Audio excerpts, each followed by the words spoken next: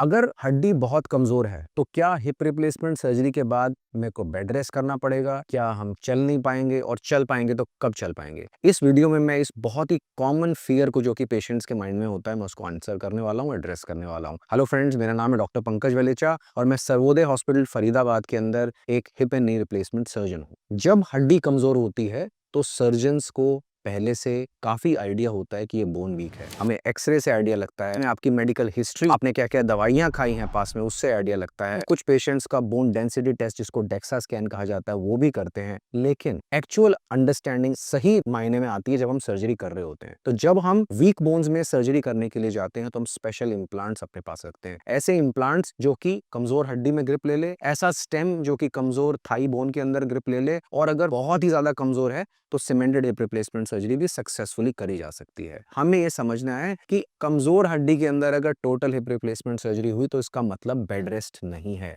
इसका मतलब है आपकी इनिशियल वॉकिंग सुपरवाइज्ड होगी, आपके केस के हिसाब से कस्टमाइज्ड होगी, और हमारे फिजियोथेरेपिस्ट आपको हेल्प करेंगे आपके अर्ली फेज में, ताकि जब तक हम जो मेडिसिन आपको दें, जो एक्सरसाइजेस आपको दें, जब तक बोन में ताकत आए तब तक आपको मूव भी कराया जा सके, कॉन्फिडेंस भी दिया जा सके, साथ में सेफ भी रखा जा सके। सेकंड बात जो मैं आपको बताना चाहूंगा वो ये, आप कितनी जल्दी चल सकते हैं। देखो, ये केस बेस्ड होता है। मोस्टली पेशेंट्स जिनकी समझो हड्डी की क्वालिटी थोड़ी कमजोर है तो हम स्पेशल इम्प्लांट्स यूज करते हैं और उनको वॉकर सपोर्ट के जरिए कुछ घंटों में ही चला देते हैं। समझो हड्डी इतनी कमजोर है कि आपकी बोन के अंदर कुछ क्रैक हो गया स्टेम डालते हुए, तो उन पेशेंट्स को हम पार्शियल वेट बेरिंग यानी कि करीबन 50% बॉडी वेट के साथ सपोर्ट के साथ चलवा देते हैं। और अगर हड्डी बहुत ही कमजोर है और हमें लगता है कि पूरा वेट अभी नहीं दिया जा सकता, जो कि कॉमन सिनेरियो नहीं है, तो उस कंडीशन में हम पेशेंट्स को चलवा तो तब भी देते हैं, लेकिन उस पैर के ऊपर सिर्फ टच करने को बोलते हैं। ऐसा मेरी प्रैक्टिस में बहुत ही कम पेशेंट्स को होता है, लेस देन 1% पेशेंट्स को। समझो कि अगर हमने आपका सीमेंटेड हिप रिप्लेसमेंट किया है और बोन्स आपकी बहुत कमजोर है, तो एक्चुअली हम वॉकर के जरिए पूरा वेट, इमीडिएट वेट बेरिंग करा सकते हैं पेशेंट्स को,